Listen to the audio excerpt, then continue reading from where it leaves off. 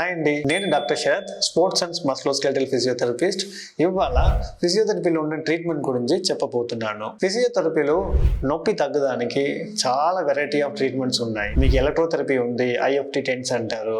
దాని తర్వాత manual therapy ఉంది, మసిల్ రిలీజ్ చేయడము, నీడిల్ పెట్టడము, కపింగ్ థెరపీ లాగా చేయడము, టేప్ ని వేయడము అని చాలా చాలా ట్రీట్మెంట్స్ ఉంటుంది. సైన్స్గా మార్కెటింగ్ టెక్నిక్లు కైరోప్రాక్టిక్ కూడా వచ్చింది. సో అలా మీకు చాలా టెక్నిక్స్ ఉంది. కానీ దీని వెనక ఉన్న సైన్స్ ఏంటి?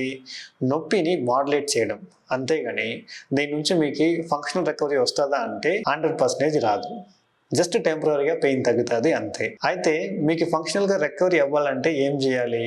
ఏం స్ట్రక్చర్ మీకు పెయిన్ని కాజ్ చేసిందో ఆ స్ట్రక్చర్ని పాత స్టేజ్కి తీసుకుని రావాలి.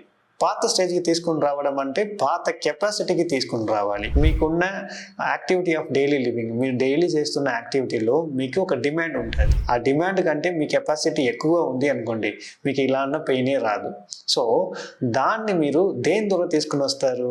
ఎక్సర్సైజ్ ద్వారానే తీసుకుని వస్తారు. కానీ చాలామంది ఫిజియోథెరపీకి వస్తున్నప్పుడు అది ఏమి ప్రాపర్గా చేయకుండా ఓన్లీ ఇలా మాన్యువల్ థెరపీ, వేరే థెరపీ పైనే ఎక్కువగా కాన్సన్ట్రేషన్ చేసి దానిలోనే టైం వేస్ట్ చేస్తున్నారు.